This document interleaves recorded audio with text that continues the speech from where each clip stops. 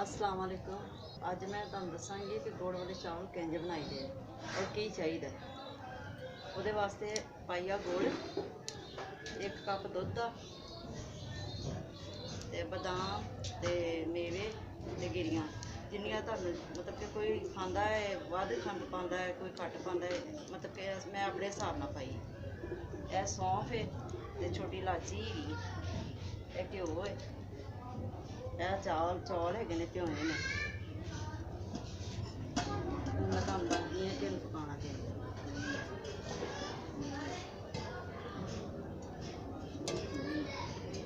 गुड़ जिहड़ा पा लेना।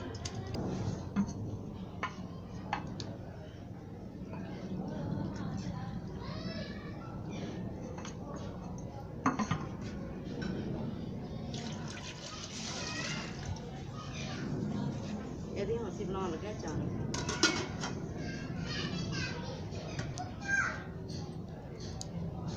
ਅਸੀਂ ਚਾਣੀ ਬਣਨ ਦਾ ਇੰਤਜ਼ਾਰ ਕਰਦੇ ਹਾਂ। ਲੋ ਜੀ, ਚਾਣੀ ਹੋ ਗਈ ਜੇ ਸਾਡੀ ਤਿਆਰ ਤੇ ਹੁਣ ਇਹਨੂੰ ਮੈਂ ਭੁੰਨਣ ਲੱਗੀ ਚਾਣੀ।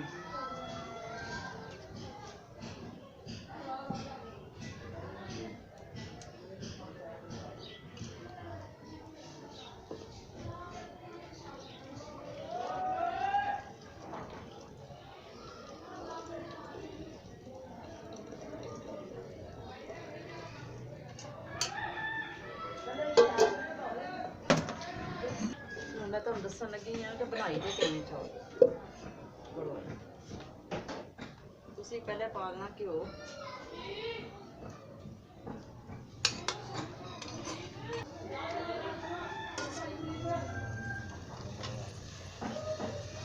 फिर तुसीं आ इलाची हैगी है ते सौंफ ते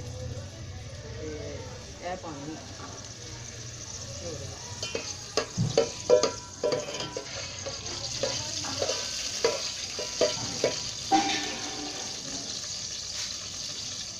चौल जी ना मेरी दादी बनाती थी। मैं अपनी दादी ने सीखा किवें बनाई देना। और चौल तो बड़े खादे होंगे, जो मैं बना लगी ना इंज बना के देखना, होर ही किस्म के बनेंगे।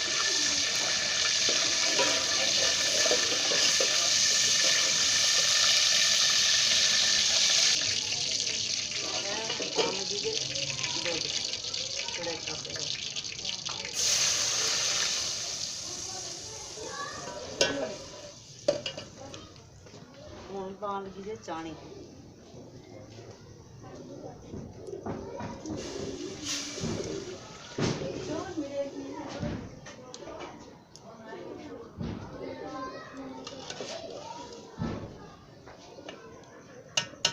मिनटा चानी तैयार हुई है।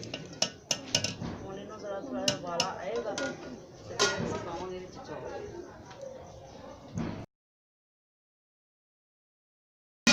तो हुण मैं पाउण लगी चौल।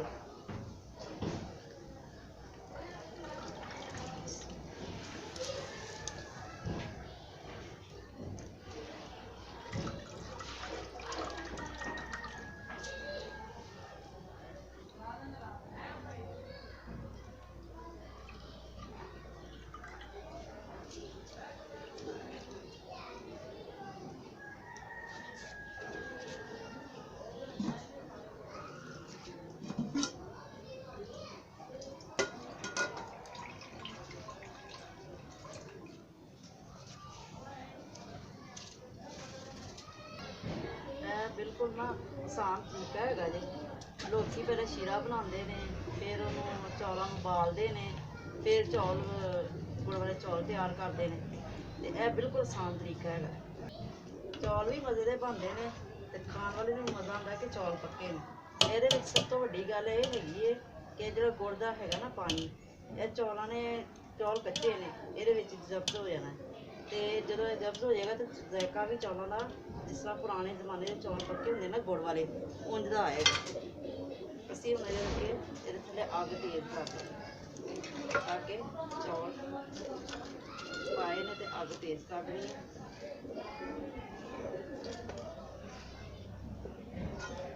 पका के इंज दे वेखो खाओगे ना तो तुहानू मज़ा आएगा। तुसीं मैनूं याद करोगे।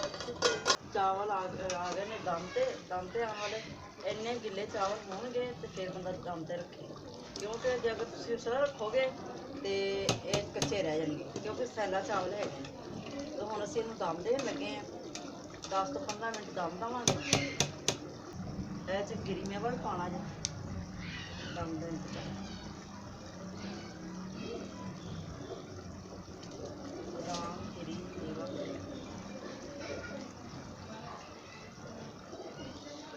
ਇਹਨੂੰ ਇੰਝ ਕਰਕੇ ਹਿਲਾ ਲੈਣਾ ਜੀ।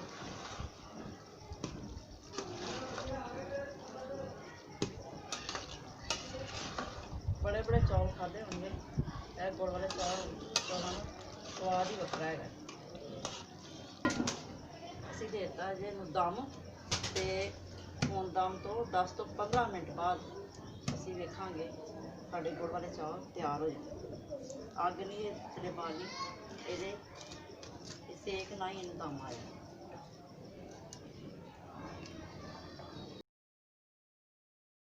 ਲੋ ਜੀ, ਚੌਲ ਪੱਕ ਗਏ ਨੇ, ਤਿਆਰ ਹੋ ਗਏ ਨੇ, ਤੇ ਮਾਸ਼ਾਅੱਲਾ ਬੜੀ ਅੱਛੀ ਖੁਸ਼ਬੂ ਹੈਗੀ ਹੈ ਤੇ ਬੜੇ ਮਜ਼ੇਦਾਰ ਨੇ।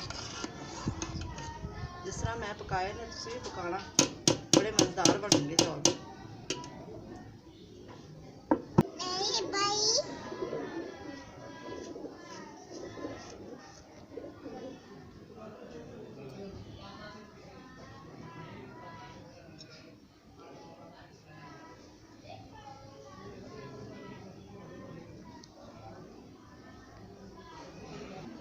ਲੋ ਜੀ, ਇਹ ਹੋ ਗਈ ਤਿਆਰ।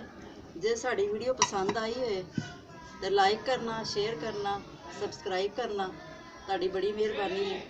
ਤੁਹਾਡੇ ਆਸ ਉਮੀਦ ਤੇ ਚੈਨਲ ਮੈਂ ਖੋਲ੍ਹਿਆ ਤੇ